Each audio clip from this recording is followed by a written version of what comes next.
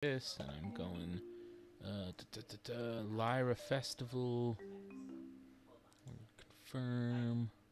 I'm gonna say going to here, and I'm gonna say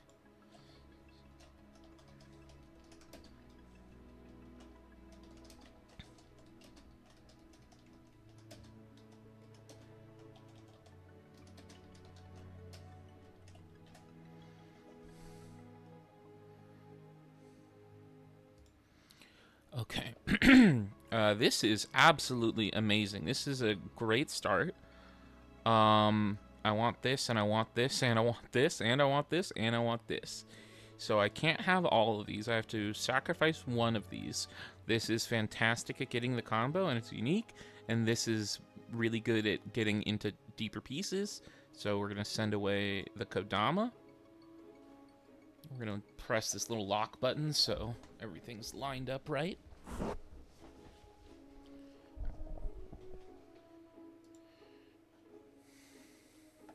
I have this, like, sound in the background, this Heartbound OST that apparently Pirate Software is cool with letting people just use.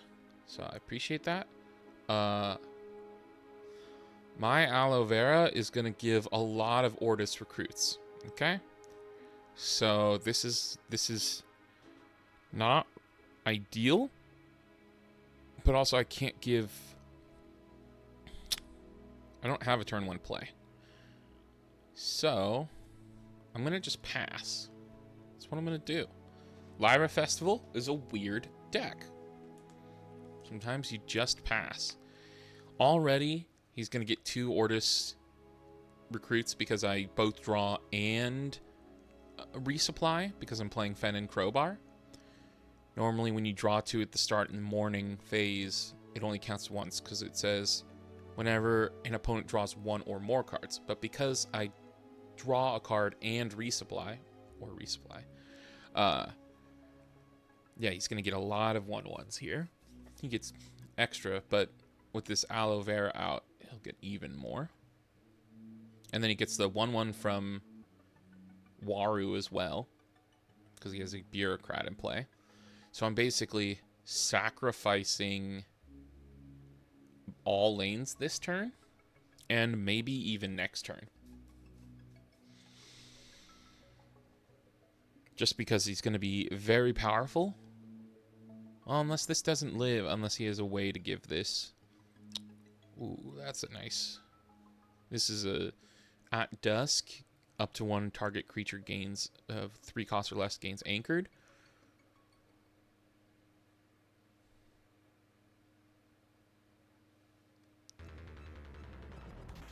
So I'm only going to be playing my aloe vera. So he's basically going to be able to win both lanes. And I kind of already, in my head, sacrificed both lanes. So, I mean, it's just evenly matched. It doesn't really matter. So we're going to do this. We're going to pay the extra mana. And if a viewer is watching and wants to tell me if the sound sounds good, can you hear my voice over this background music? I don't know what those levels are like.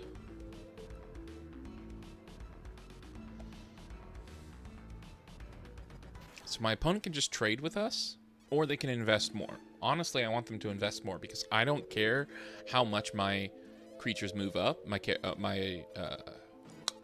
What's the word? Expeditions move up, because I just plan on winning through Lyra Festival.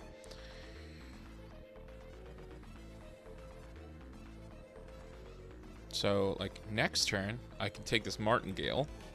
I could play the Martingale for 2. I'll have 3 mana left over. I can give this anchored through the Martingale effect. Ooh. You gonna just sleep my aloe vera? It would be pointless. I'd probably sleep his own. Yeah, that isn't pointless. So I'm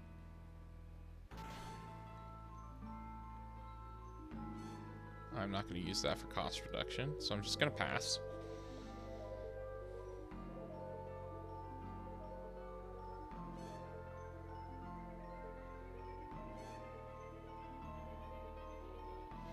So really, I should be planning, how do I beat him in the next 3 turns?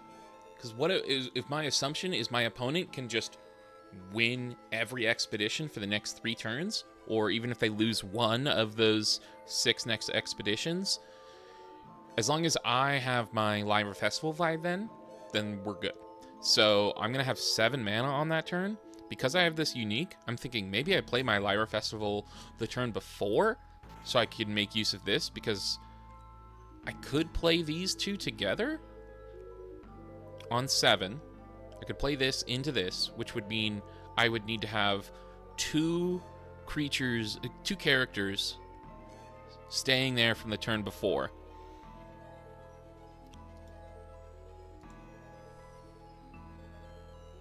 Right, because I'm moving into when I have 7 mana. Yeah, you can go ahead and get yourself a bunch of tokens. Okay, good. I got this anchored. So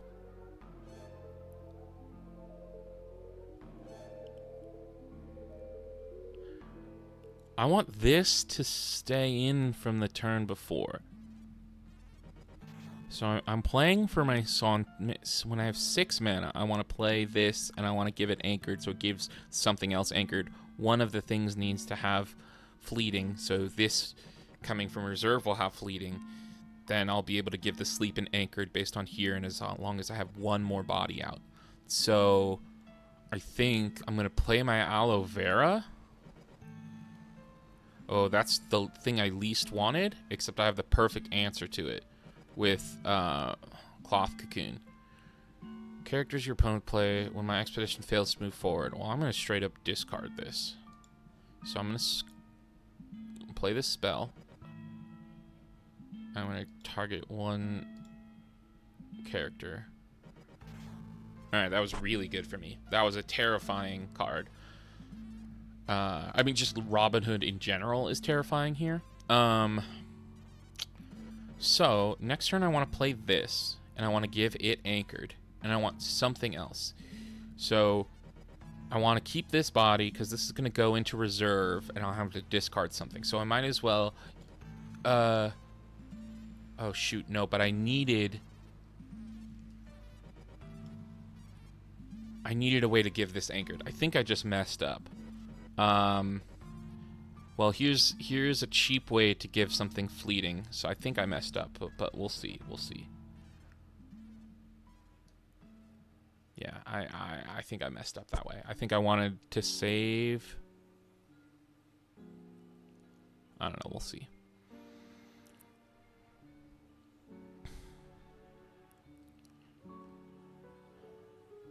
Now, when I have 7 mana, he's going first. So if he puts another Robin Hood down, it's going to mess up my turn 7 play here. So maybe I want to think about putting the festival down first. Okay, finally he doesn't get a bunch of value. Oh, okay, this is awesome. I think we just start by making a big power here. So this is going to be a 5/5. I love that for 2.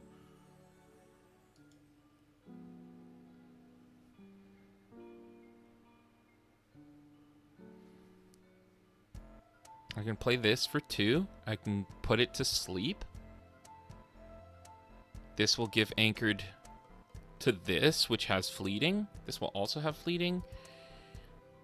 And this is just more power than this. Okay, so who's... So that's got fleeting there. So it's 3 water. It's losing in water. It has 0 in grass. So I want... I have 2 mana after this. Do I think about... I could use this to give something anchored. I don't need that right now. Well, I could give both of these anchored. But then I leave myself susceptible to removal. But here I leave myself susceptible to Robin Hood. So what's more likely? That he has removal or that he has Robin Hood?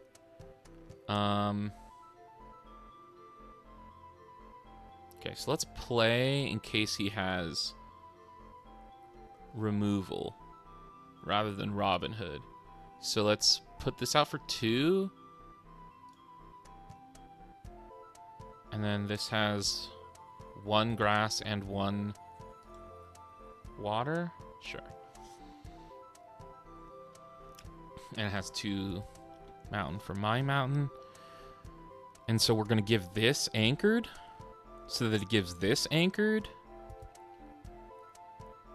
Actually, no. For the 2 mana, we're going to give this a sleep so that then this can give this anchored. And that this can give this anchored. Yeah, so we have 2 ways to give anchored, and we use the sleep on the least powerful unit. We'll see how we want to play. I put a little bit of power here, but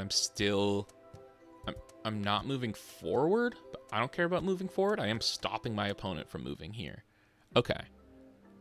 So now I feel really comfortable with...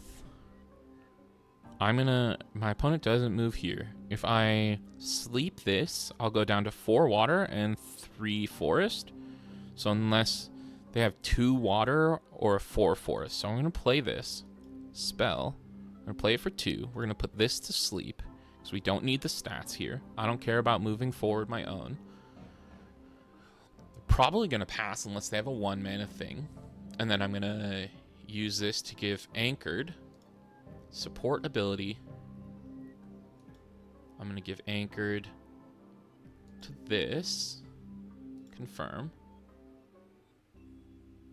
And then we're going to pass. And then at dusk, we're going to give this anchored.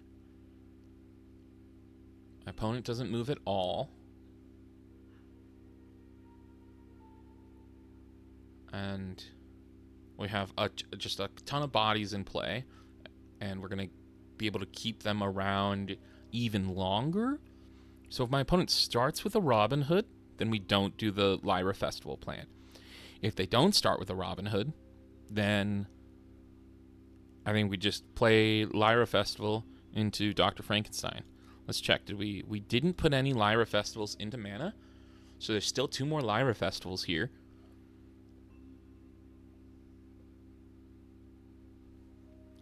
And now they're going to get even more Ordis recruit tokens.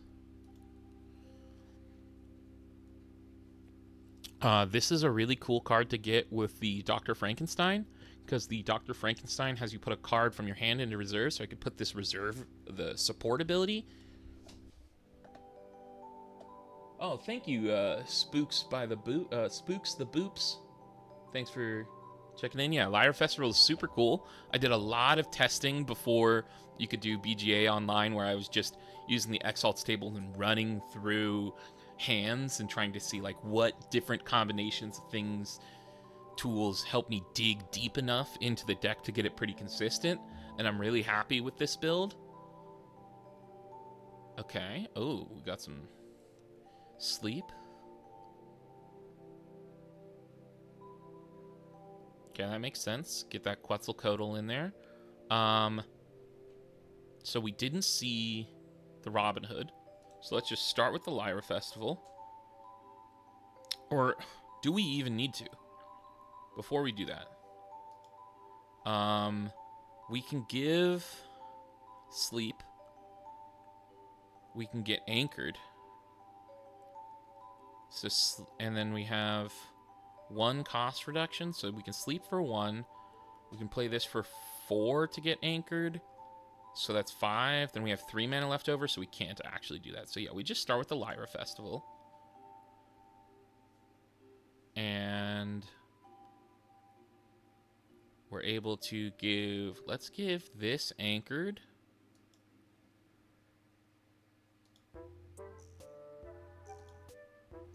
And then we can put this to sleep.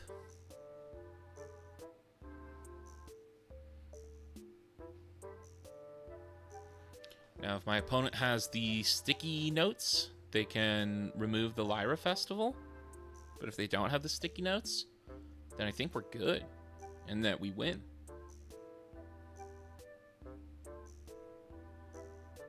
Okay, yeah, that is a win for us.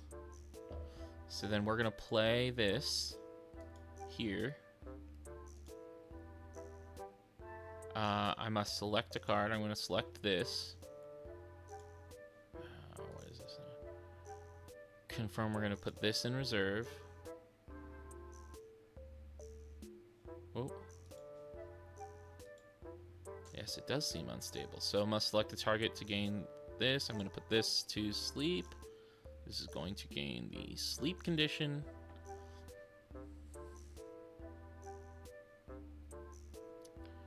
And then I guess like I mean nothing really matters. But let's keep it actually. Let's keep choose an action. Let's cost reduction this support ability. So I can play this 1 mana card in case my opponent has something for 2 mana that does anything. Then I can react with. Oh, no, wait. It was already passing. I didn't need to do that. Whatever. I just win. Give something anchored. Let's give this anchored. Doesn't really matter. And then we win.